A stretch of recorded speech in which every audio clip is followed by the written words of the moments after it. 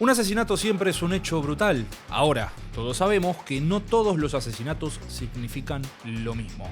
Más allá de que todos comparten el hecho concreto de que una o varias personas le arrebaten la vida a una o varias personas. Por lo tanto, lo que nos conmueve más o menos no es el hecho en sí, sino lo que decimos sobre el hecho, su significado. John F. Kennedy, Adolf Hitler, León Trotsky, Calígula, Giordano Bruno, Juana de Arco o Jesucristo son algunos de los ejemplos de eso, además de su fuerte connotación política. Hay muertes que rebasan la condición de homicidio para transformarse en símbolos y en grietas que nos obligan a mirar de frente la violencia que late bajo la superficie. Hace unos días fuimos testigos, desde alguno de todos sus ángulos, del brutal asesinato de Charlie Kirk, uno de los rostros más visibles de la ultraderecha global y de la derecha estadounidense. Un hecho que para muchos fue trágico, pero que no es solo el final de una biografía, sino un acontecimiento que ilumina con crudeza la maquinaria discursiva de lo que él mismo fue parte. Lo que irrumpe no es únicamente la bala que perfora un cuello, sino el eco de todas las palabras que antes perforaron la esfera pública. Algo que ya deberíamos tener claro, incluso los mentirosos, es que en la cultura política contemporánea los discursos no se limitan a describir el mundo, sino que lo producen. Cuando un influencer o un agitador repite hasta el cansancio que el enemigo está infiltrado, que la nación está bajo ataque, que la violencia es un derecho legítimo, no está jugando con metáforas. Está configurando un estado afectivo que convierte el odio en sentido común. Dejemos en claro una cosa antes de que esto se vuelva un despropósito. Charlie Kirk no era una buena persona, ni un adalid de la libertad, ni un defensor de valores universales, sino un hábil operador de pretextos retóricos. Ese apego aparente a los datos, al debate o a las estadísticas funcionaban como una pantalla para no dejar al descubierto la raíz de su pensamiento. Que su proyecto político se sostenía en el racismo endémico y sistémico de los Estados Unidos, en el desprecio hacia las mujeres y disidencias y la exaltación de un orden ultraconservador. Esa máscara discursiva le permitía desplazar el núcleo ideológico de su mensaje y hacerlo digerible para la opinión pública, transformando prejuicios en argumentos y odio en supuesto sentido común. No se trata de un planteo maniqueo ni de reducir la discusión a un simple choque entre buenos y malos. Tampoco alcanza con refugiarse en justificaciones dicotómicas, como si toda la crítica al ultraconservadurismo implicara automáticamente una bala al progresismo liberal. Ese desplazamiento no solo simplifica el problema, sino que lo esteriliza. Ignorar que los pretextos retóricos de figuras como Kirk son mecanismos deliberados para blanquear prejuicios es inhabilitar cualquier posibilidad de debate real y dejar intacto el núcleo ideológico que alimenta la radicalización. Por esta razón, el asesinato de Kirk nos devuelve esa paradoja. El artífice de una retórica que normalizó la hostilidad permanente terminó convertido en víctima de la misma lógica que ayudó a difundir. Es como si la violencia se hubiera vuelto circular, incapaz de diferenciar entre emisor y destinatario. La bala que lo atravesó también dispara para atrás, contra el dispositivo cultural que lo encumbró en un primer lugar. Pero lo inquietante no es solo el hecho en sí, sino la manera en que circula.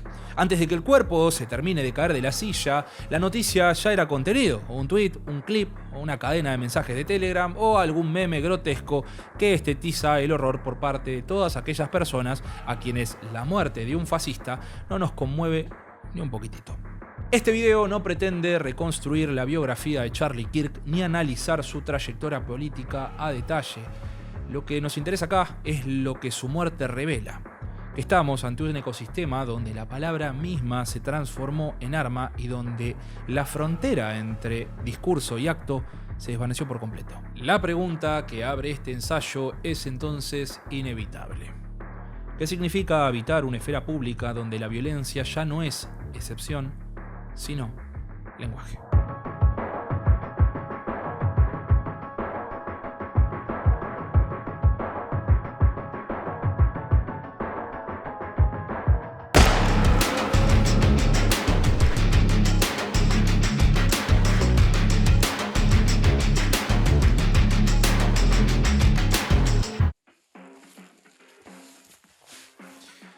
Hablar de retórica de la violencia exige darle una vuelta de tuerca a la clásica noción de violencia retórica. La distinción no es trivial. Cuando se habla de violencia retórica, solemos pensar en metáforas agresivas o en frases incendiarias que preparan el terreno para posibles actos violentos. Bajo esta lógica, la violencia estaría siempre en otro lugar, afuera del lenguaje y a la espera de ser traducida en acciones concretas. Pero la coyuntura actual nos obliga a desarmar esa comodidad analítica. La violencia ya no es el efecto potencial de un discurso, sino su condición constitutiva.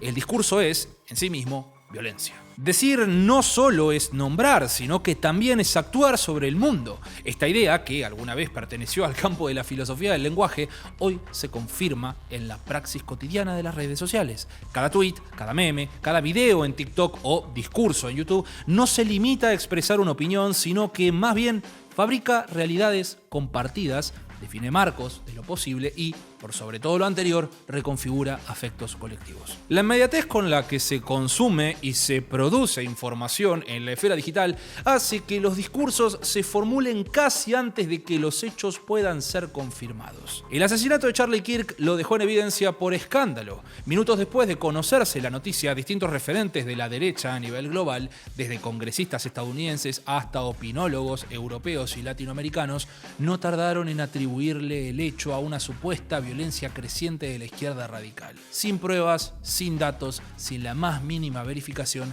la interpretación se disparó como reflejo condicionado. La izquierda es violenta, la izquierda atenta contra la democracia, la izquierda mata. Este movimiento no fue ingenuo ni es porque son unos boludos. Aclaremos que a este nivel de discusión ya no hay boludos, solo hay tipos que se hacen los boludos.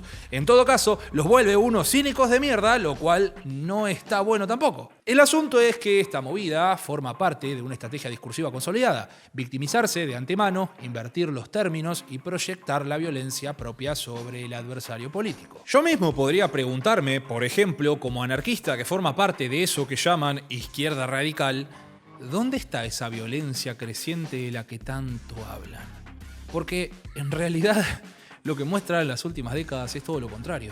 Desde los años 70, la izquierda viene atravesando un proceso sostenido de pacificación, incluso en contextos donde las condiciones de vida de la clase trabajadora cayeron a mínimos históricos. Plantear esta pregunta no es una gimnasia mental, sino una necesidad para sincerar el debate. La violencia no surge de un adversario externo que amenaza con destruir el orden, sino que fue incubada, estetizada y normalizada en el seno de la propia derecha. Nombrar esta evidencia es el primer paso para desmontar la ficción de la izquierda asesina que se agita cada vez que un hecho desborda la superficie. Fíjense si será evidente lo que estoy diciendo, que después de que muchos referentes de la derecha publicaran sus tweets solemnes lamentando la muerte de Kirk y responsabilizando a la izquierda por el atentado, la urgencia los terminaría traicionando. Partamos de que el tirador se negó a cooperar con la policía, por lo que todo lo dicho hasta acá son especulaciones más o menos fundadas basándonos en la huella digital de Tyler Robinson. Para cuando los referentes de la derecha dieron el puntapié inicial, siquiera existía un sospechoso. Cuando salió a la luz la identidad del tirador, ya no era tan claro que se tratara de un militante progresista o de un outsider antifascista. Muchos de sus posteos parecían más bien vinculados con la subcultura Groyper, un entramado ultraderechista, del que hablaremos más adelante, que orbitaba alrededor del propio Kirk desde hacía meses. A la fecha de publicación de este video, la situación sigue siendo poco clara y nadie, ni siquiera dentro de su círculo familiar, puede afirmar con certeza en qué ideología se enmarcaban las ideas de Robinson, lo cual resulta como mínimo sospechoso. Si yo, mi mejor amiga, los compas de la bohemia o cualquiera de mis compañeros de trabajo o de universidad perpetrara un hecho de estas características, no costaría demasiado aclarar esa cuestión.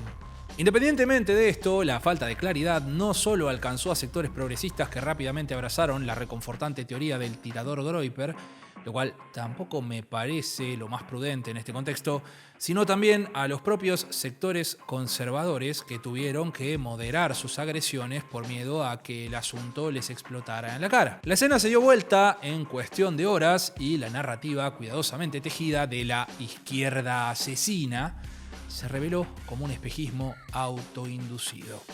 Ahora bien, por mera responsabilidad comunicacional, ¿creen que alguien salió a desdecirse? Descartada la hipótesis del boludo, lo único que quedan son arribistas y mentirosos. Lo que quedó expuesto no fue solamente la falsedad de la acusación, sino también la fragilidad de una maquinaria retórica que ya no necesita hechos para sostenerse. En ese gesto desesperado de acusar antes de saber, la derecha internacional dejó en claro que lo importante no es la verdad del acontecimiento, sino su potencial para ser capitalizado. El problema es que, en esta ocasión, el eco se volvió en su contra. No hay certeza de que el crimen provenga de afuera y persiste el riesgo de que haya surgido desde el interior mismo de la constelación ideológica que ellos mismos alentaron. Hagamos énfasis en esto. Existe la posibilidad de que Tyler Robinson esté a la derecha de Charlie Kirk. Y a partir de acá voy a hablar como si esto fuera un hecho. No porque pretenda cantarles una posta al futuro, sino porque más allá de que hayan metido a Charlie Kirk en la estadística a punta de cuetazo, existe una verdad empírica sobre la violencia vinculada al extremismo político en los Estados Unidos. Este asesinato desnuda una paradoja profundamente cruel. La violencia no es un monstruo externo que amenaza a la derecha desde la izquierda, sino un monstruo interno que puede crecer alimentado por su propio discurso. Un victimario que comparte el mismo ecosistema simbólico, el mismo lenguaje y las mismas estéticas digitales que Kirk y sus seguidores habían legitimado. Acusar a la izquierda fue, en definitiva, un acto de negación o un intento desesperado por desplazar hacia afuera la violencia que brota desde dentro. Por ejemplo, cuando Charlie Kirk sugería insistentemente que los migrantes eran invasores, que el feminismo era una amenaza existencial o que la universidad pública era un cáncer progresista. No se trataban de exageraciones retóricas. Se trataban de actos discursivos que producían exclusión, hostilidad y habilitación tácita de la violencia material. Por eso, hablar de la retórica de la violencia es hablar de un dispositivo en que las palabras no adornan ni exageran, sino que cumplen la misma función que tirar de un gatillo. Interpelar al otro como enemigo, marcarlo como objetivo legítimo y confiscar su humanidad. No es metáfora. Es una operación simbólica con consecuencias concretas. El problema de la cultura digital es que amplifica este fenómeno de manera exponencial. Lo que antes quedaba encapsulado en la arenga de un mitin político, ahora se convierte en contenido viralizable al alcance del ciudadano de a pie. La derecha de Kirk y la ultraderecha de Nick Fuentes, bajo la presunción de la hipótesis Groyper, comprendieron rápidamente que el poder ya no reside en la solidez del argumento, sino en la intensidad del impacto. El insulto, el meme hiriente o el bulo diseñado para escandalizar no buscan convencer, sino agrietar la conversación pública. En esa lógica, ganar no es imponer la verdad, sino saturar al adversario de agresiones hasta anular su capacidad de respuesta. Más que nada, cuando los algoritmos privilegian la fricción, la indignación y la polarización. El discurso más violento no es el que queda marginado, sino que es el que mejor circula. La violencia deviene así la gramática natural de la política digital. No hay afuera de eso, sino que todo debate se traduce en guerra cultural, cada diferencia se vive como amenaza y cada matiz se desplaza en nombre de la viralidad. Dicho así, podemos pensar que lo que pasa acá no es una mutación profunda de la política, ya no únicamente como la disputa institucional, sino como la colonización de las emociones. Por eso es muy necesario entender que la retórica de la violencia no es un efecto colateral, sino el lenguaje de una época donde la guerra cultural permanente organiza la esfera pública. Una época donde las palabras son balazos y en donde cada feed funciona como un polígono de tiro simbólico.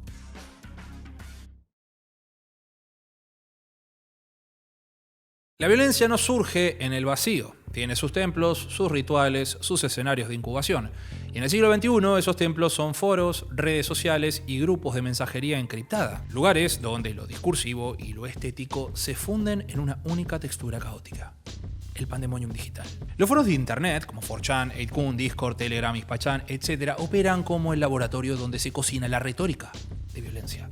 Ahí conviven teorías conspirativas, insultos racializados, memes misóginos y, mucho más importante pero menos conocido, fantasías apocalípticas. Pero no se trata simplemente del desahogo de usuarios marginales a quienes la vida los privó de un cálido abrazo. Son espacios de producción cultural que terminan filtrándose hacia la política institucional y los medios de comunicación mainstream que distintos referentes alrededor del mundo no temieron en usar de trampolín. Lo que empieza como una joda interna en un subforo puede terminar a los pocos días como consigna en un mitin de campaña. Acá aparece lo que para mí es la paradoja más inquietante de todas. La estética caótica de estos espacios no es tan distinta de lo que en los años 90 el CCRU o Cybernetic Culture Research Unit pensaba como el pandemonium. Un torrente de signos, ruidos, delirios y ficciones aceleradas. Solo que en vez de proyectar una fuga hacia imaginarios futuristas, hoy esa energía se reapropia en clave reaccionaria. Donde el CCRU imaginaba multiplicidad de mutaciones, la alt-right cosecha odio, pureza étnica y guerra cultural. Esa maquinaria memética del ciberespacio, que para muchos de nosotros sirvió como un campo de experimentación liberadora, se convirtió en un arsenal de propaganda fascistoide. En América Latina, desde hace ya una década por lo menos, vivimos una disonancia política que pocas veces reconocemos. Por un lado, la política se nos presenta como un terreno saturado de desconfianza, cinismo y hartazgo, donde todo lo que proviene del campo político parece sospechoso, corrompido o inútil. Pero por el otro lado, importamos sin demasiado filtro los marcos discursivos y estéticos de la política estadounidense como si fueran modelos legítimos de organización del debate público. Esta contradicción genera un vacío que se llena con homologaciones fáciles. Se asume que lo que allá se etiqueta como izquierda, derecha, socialismo o extremismo político también se aplica a nuestras realidades como si la historia y las condiciones sociales fueran intercambiables. El problema es que esta traducción toda barrani es profundamente engañosa. La derecha estadounidense no es inocente ni mucho menos un actor neutral en la conversación política global. Es una maquinaria cultural que desde hace muchísimo tiempo ensaya narrativas que son capaces de convertir enemigos internos en amenazas existenciales. Narrativas que, cuando las importamos sin contexto, se integran a nuestras propias disputas locales como si fueran una especie de repuesto de segunda marca. El tema es que así, los debates sobre feminismo, migración o diversidades terminan enmarcados en categorías que no provienen de nuestra historia, sino de la proyección de otra violencia que se incubó en foros digitales y think tanks norteamericanos. Ahora bien, si en esta jarra loca le sumamos un grupo de jóvenes varones frustrados por la crisis económica, con serias dificultades de socialización que les impide encontrar espacios de formación política en militancias tradicionales, mientras experimentan un sentimiento de desajuste frente a compañeras que sí lo lograron hacer gracias al impulso del feminismo, el resultado puede ser trágico. Porque aceptar así nomás las equivalencias de que toda crítica al orden establecido es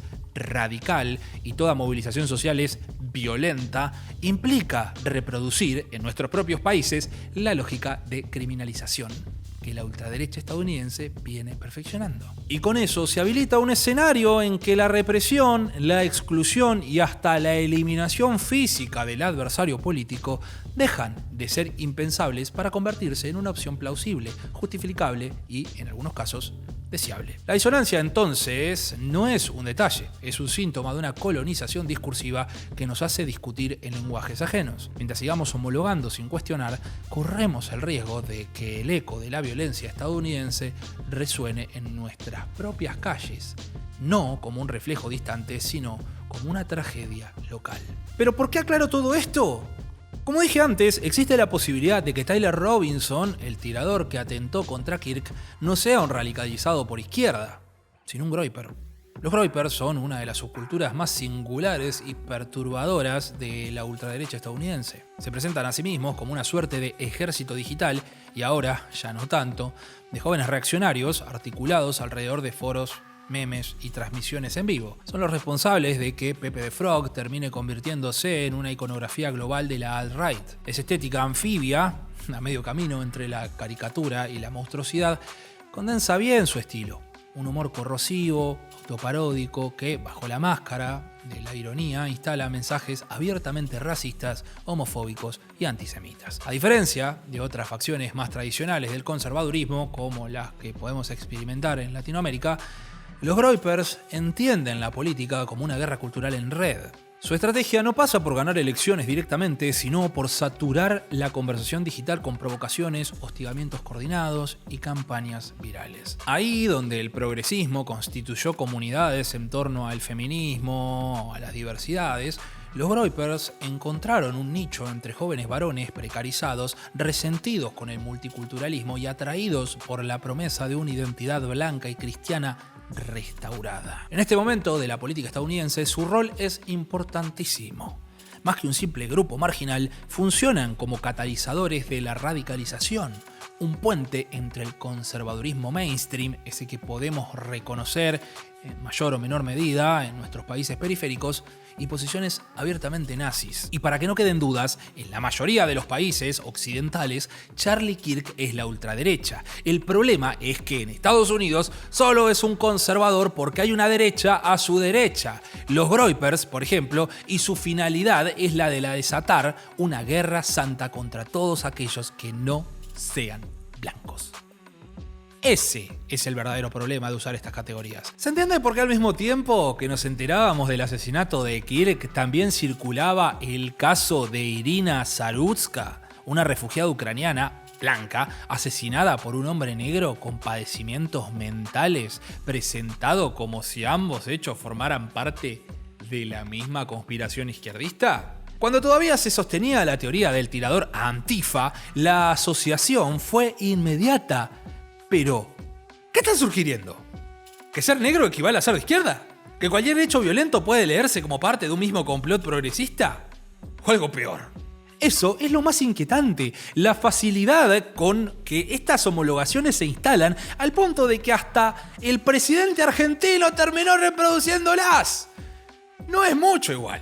La subcultura groyper encarna este desvío perfectamente. Sus referentes supieron articular la estética del shitposting, la ironía corrosiva y el nihilismo digital con un proyecto político ultraconservador. No se trata de un error de interpretación, sino de una apropiación estratégica. La estética glitch del nada importa se transforma en un catalizador para legitimar posiciones autoritarias. La violencia no aparece acá como una ruptura del orden, sino como su horizonte deseable. Lo más grave es que este circuito simbólico produce efectos devastadores. Naturaliza la violencia como lenguaje cotidiano. Cuando un atentado se comenta en clave de meme, cuando los videos del asesinato circularon como sticker en grupos de WhatsApp, lo que está en juego no es solo el morbo. Nos cagamos de risa porque Charlie Kirk fue un tipo despreciable, pero eso no quita que sigamos difuminando la frontera entre el horror y el entretenimiento. Cuando la violencia se estetiza, se convierte en un consumo y en ese proceso la indignación se anestesia. El hecho ya no nos hiere, solo circula. Incluso, si la hipótesis del groyper no fuera concluyente, tampoco es que Robinson se hubiera tomado muy en serio lo que hizo.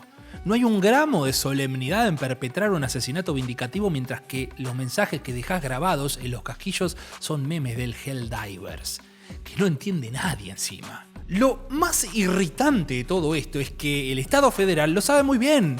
La evidencia está en sus propios informes sobre las consecuencias del extremismo. El 75% de los atentados políticos en suelo estadounidense son perpetrados por radicales de extrema derecha, supremacistas blancos, extremistas antigobierno, incels, entre otros, mientras que el extremismo islámico representa un 20% y la izquierda radical apenas un 4%.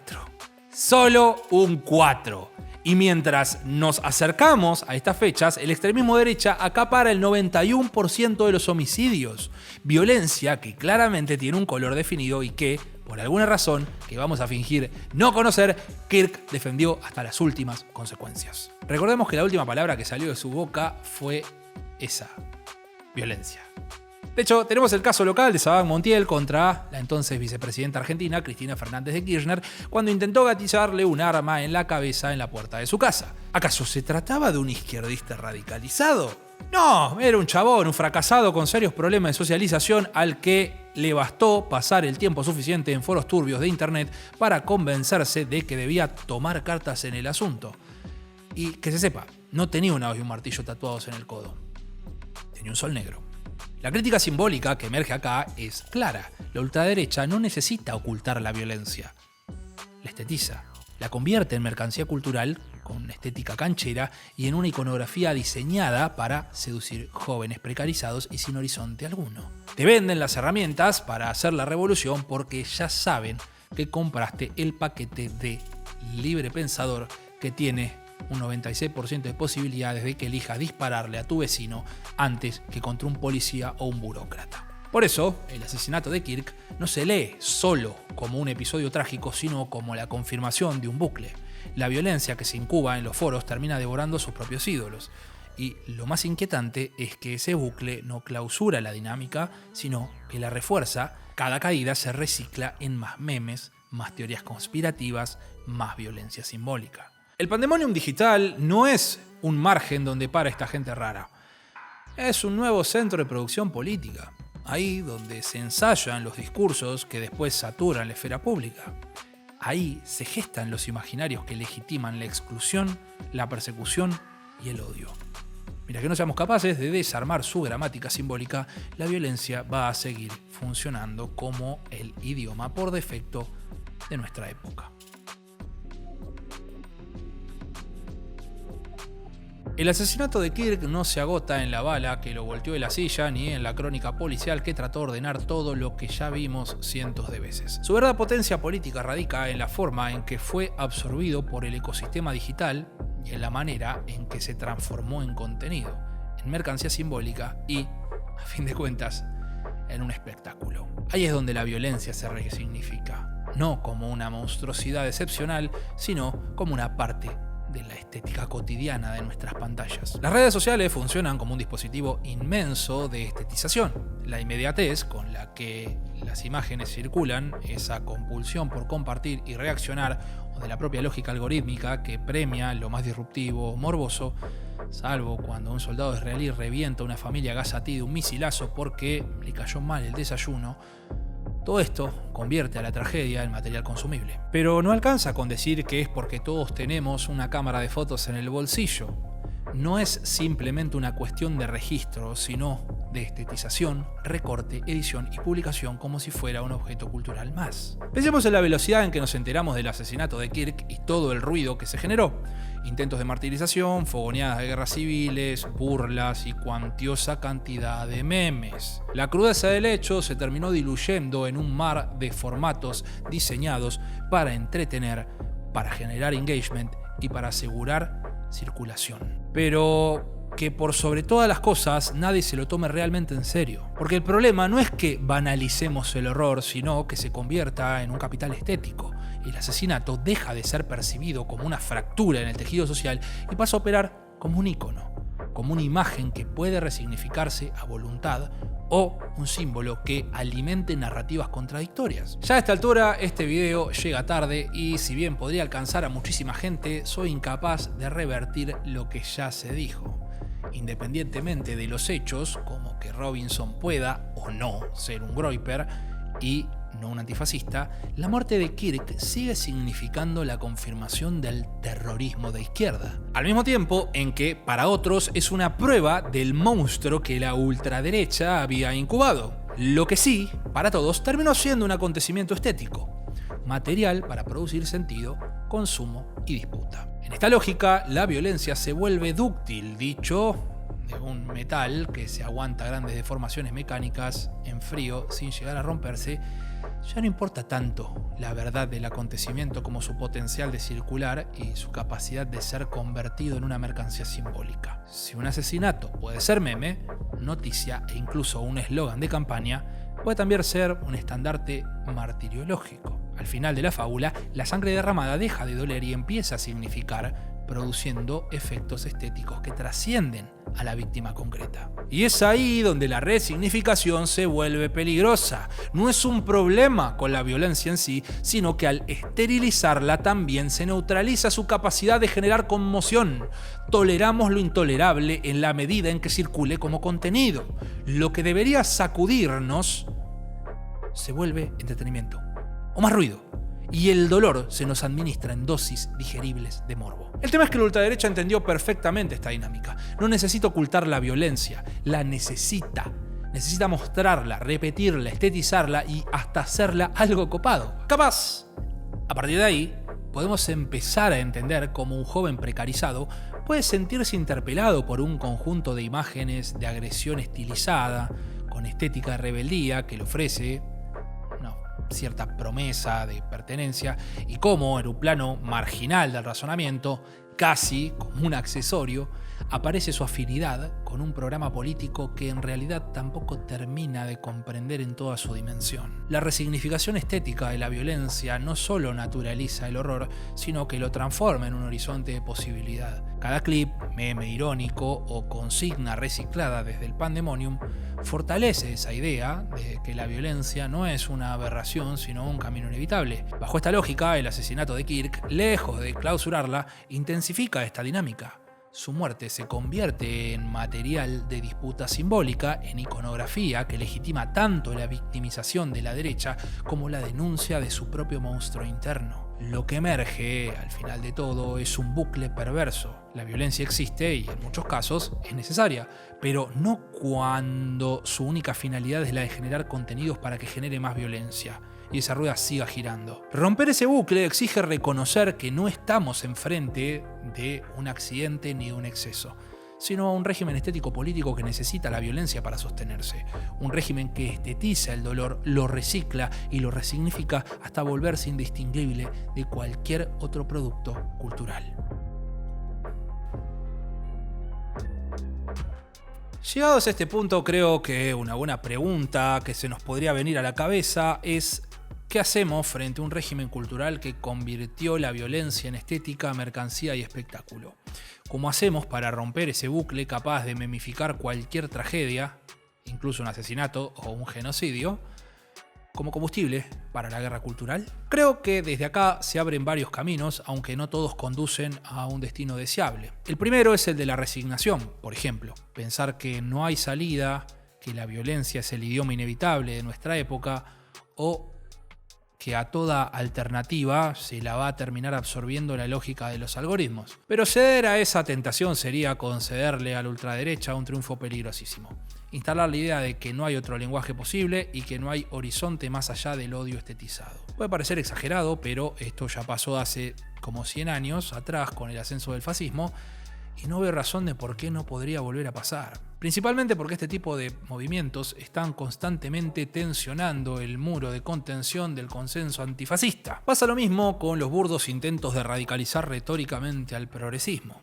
No sirve para absolutamente nada porque no podés pretender que la violencia sea el vehículo para la no violencia si tu fin no es la imposición violenta de la tolerancia. Las posibilidades de fuga existen, aunque no sean fáciles ni rápidas de encontrar.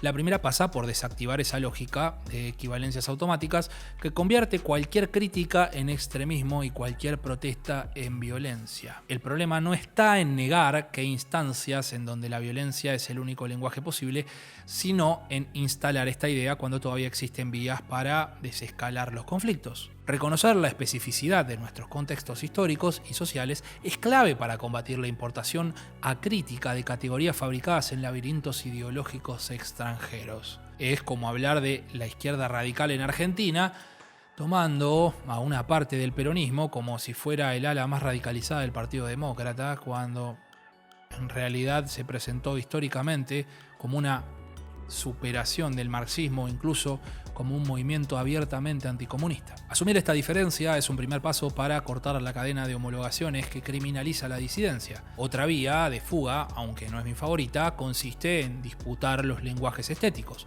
Si la ultraderecha logró hacer del meme, el shitposting y esa ironía corrosiva un arma de seducción, la respuesta no puede ser un repliegue moralista que renuncie de lleno a esos territorios. Pero ojo con esto, porque no hablo de una radicalización retórica, sino de la reapropiación de los mismos códigos para construir efectos distintos. Humor que no anestesie, sino que libere, una ironía que no degrade, sino que desarme, o imágenes que no seduzcan por promesas de exclusión, sino por la posibilidad de crear comunidad. El campo estético es un campo de batalla, pero también es una posibilidad de fuga si se logra torcer esa gramática. También creo que es necesario pensar en otros tiempos y no podría sintetizarlo mejor que con el famoso tweet de baja tensión. Dejando de lado el peyorativo capacitista, la lógica del feed impone un régimen de inmediatez. indignación instantánea y una reacción compulsiva que puede volvernos completamente locos. Se vuelve agotador estar obligados a responder de manera permanente a meras vociferaciones cuyo único propósito es el de empujarnos al control de daños. Primero, porque nadie tiene real interés en escuchar lo que tengamos para decir. Y segundo, porque el tiempo es finito y nos fuerza a priorizar la respuesta sobre la propuesta o la crítica. Por eso, habitar otros ritmos más lentos, más colectivos, menos dictados por la ansiedad del dedito que scrollea, se convierte en una forma de sabotaje silencioso pero eficaz. No porque nos garantice un refugio, sino porque erosiona la compulsión que sostiene la maquinaria de la violencia estetizada. En ese caso, fugarse no significa huir, sino demorar, interrumpir y desobedecer los tiempos que les conviene que habitemos. Y, por último, la fuga también implicaría la construcción de relatos capaces de abrir un horizonte político distinto. Relatos que no nieguen la violencia porque existe, porque es real, porque atraviesa la vida cotidiana, pero que tampoco la convierta en un recurso estético. Se trata de narrativas que puedan exponer el horror sin reciclarlo como mercancía simbólica, que no le escapen a la crudeza del presente, pero que tampoco caigan en la tentación de transformarla en espectáculo. Omitir la violencia resulta contraproducente, no solo para quienes la sufren diariamente de parte del Estado, del mercado, del patriarcado, sino también porque la banalización misma termina generando efectos simbólicos similares. Reduce su gravedad, la convierte en chistes o en pose y limita nuestra capacidad de pensarla como acto de autodefensa o incluso como vía de desradicalización. De lo que hablamos entonces es de un ejercicio narrativo que construya comunidad en lugar de erigir trincheras simbólicas. Porque ningún movimiento político se sostiene si, en vez de convencer e incorporar, elige la burla fácil de la guillotina metafórica, clavándole una mirada amenazante a aquel a quien se pretende ganar. Lo que necesitamos son relatos que abran grietas en el sentido común, que multipliquen la sensibilidad hacia la injusticia y que habiliten la posibilidad de imaginar otro porvenir, incluso si esto requiere la violencia. La fuga entonces no es escapismo, sino una estrategia de supervivencia cultural, el intento de construir un lenguaje común donde las palabras ya no maten, sino que vuelvan a abrir la posibilidad, tan solo la posibilidad, de poder vivir juntos y en armonía.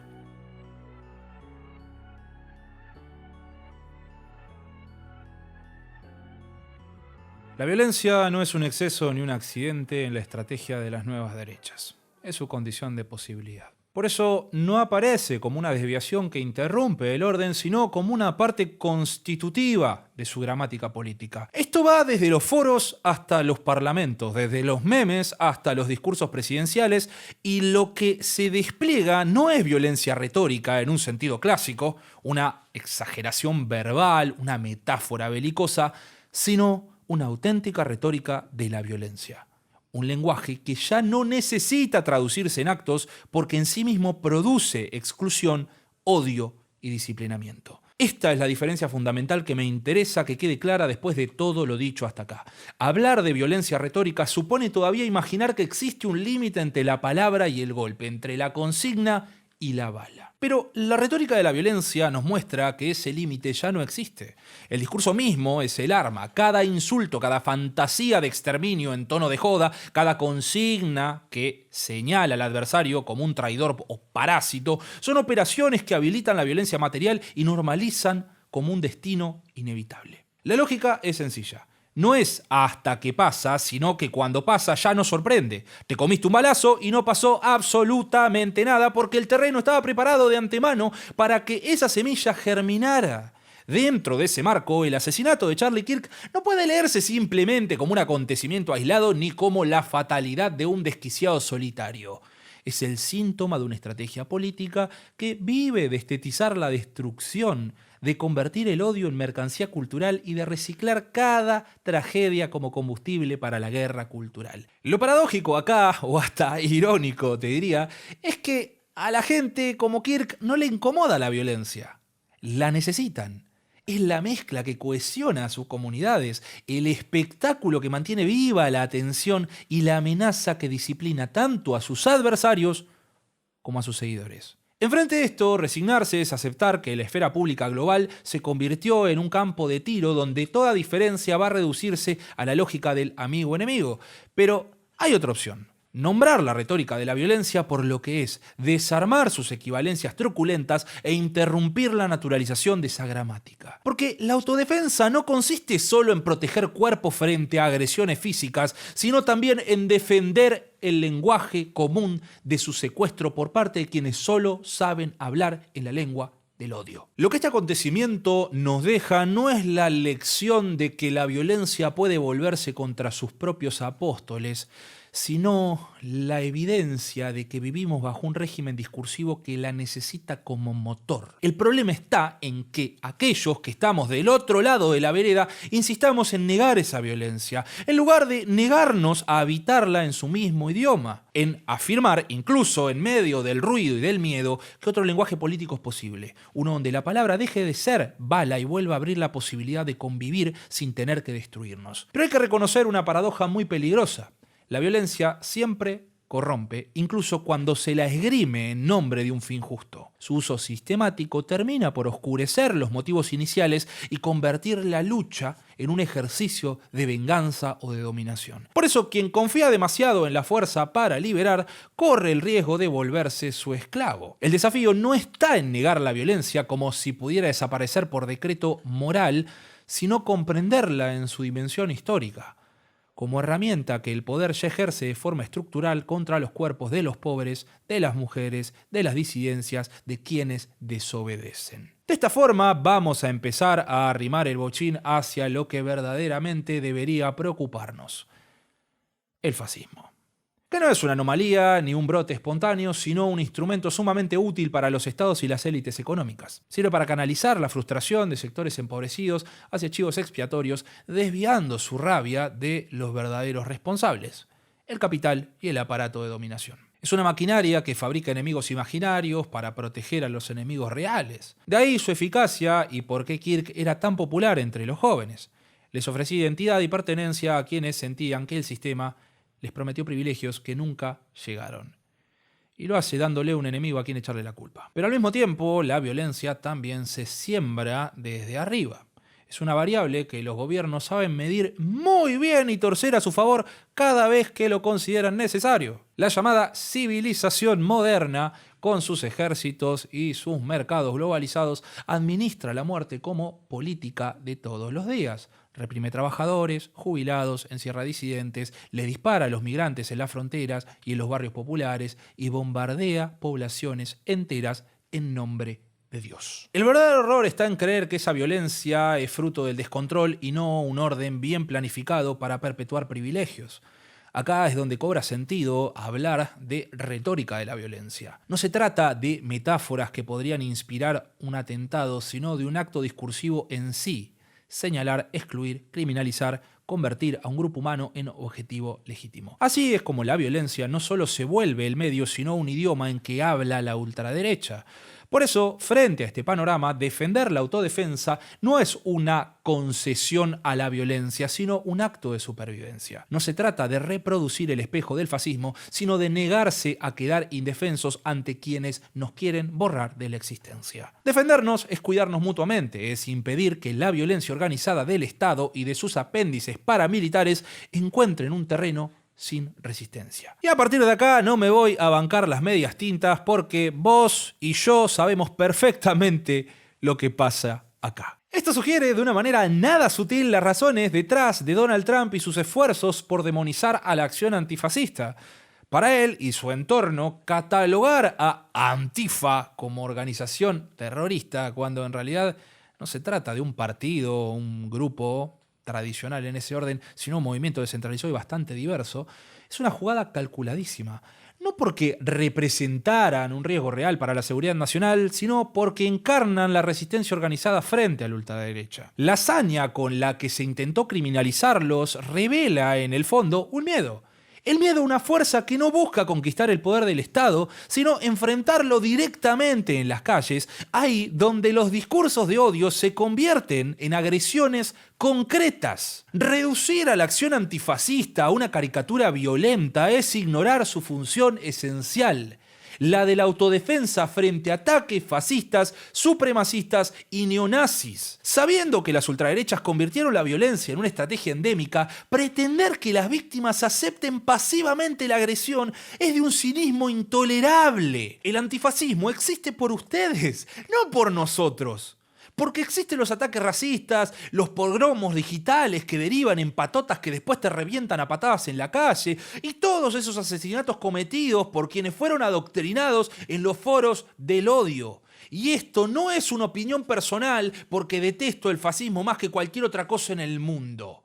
Es un hecho conocido por todos, pero principalmente por el Estado federal estadounidense y de muchas otras partes del mundo. Tildar de terroristas a quienes se defienden legítimamente de una agresión para impedir que una marcha neonazi acabe en un linchamiento, mientras que desde el gobierno se legitima la violencia estructural contra los pobres, los migrantes, las mujeres y las disidencias, es una decisión consciente. No es un desliz dialéctico. Que Trump insista en llamar terroristas a quienes se interponen en esa maquinaria es una muestra más de cómo la retórica de la violencia opera, desplazando la violencia endémica de la derecha y proyectarla sobre quienes se defienden. Esto no se trata ni de idealismos ni de no reconocer nuestras contradicciones. Se trata de destacar el papel insustituible que cumple la autodefensa en un escenario donde el fascismo no se combate con tuits solemnes ni con editoriales tibias, sino con presencia organizada en el terreno. Ahí es donde la violencia se usa como espectáculo disciplinador. Y en esa tarea, la acción antifascista es un recordatorio incómodo de que todavía hay quienes no están dispuestos a dejarse borrar sin resistir. También sé que hablar de autodefensa resulta ambiguo si no está acompañado de otro horizonte. La construcción de lenguajes y de prácticas que no caigan en la espiral del odio que la ultraderecha necesita para reproducirse. Basta pensar en la propia sociedad estadounidense y en el caso de Charlie Kirk, desde donde se cocina la retórica que las versiones Maramarron-Bay del trumpismo intentan replicar en todo el mundo. Viven dominados por el miedo, armados hasta los dientes, aterrados con la idea de que algún día un comunista llegue al poder, cuando en realidad es mucho más probable que un neonazi, un adolescente blanco resentido o un incel te deje como un colador mientras compras un kilo de tomate en Walmart. La segunda enmienda que tanto buscaba proteger Kirk solo sirve para que la ultraderecha pueda acribillarte a balazos, como le pasó a él. Y repito, es un hecho, y a los hechos no le importan tus sentimientos. Supéralo, te hicieron una cama.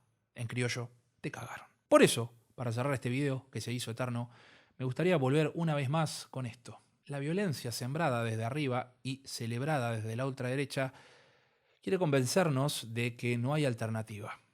Romper ese embrujo significa reconocerla como parte endémica de su estrategia y, al mismo tiempo, resistirla con la convicción de que no estamos condenados a hablar en su idioma. Y todavía podemos inventar otros. Otros donde la palabra abra caminos en lugar de cerrarlos y donde la vida no sea administrada como un cálculo, sino celebrada como un derecho.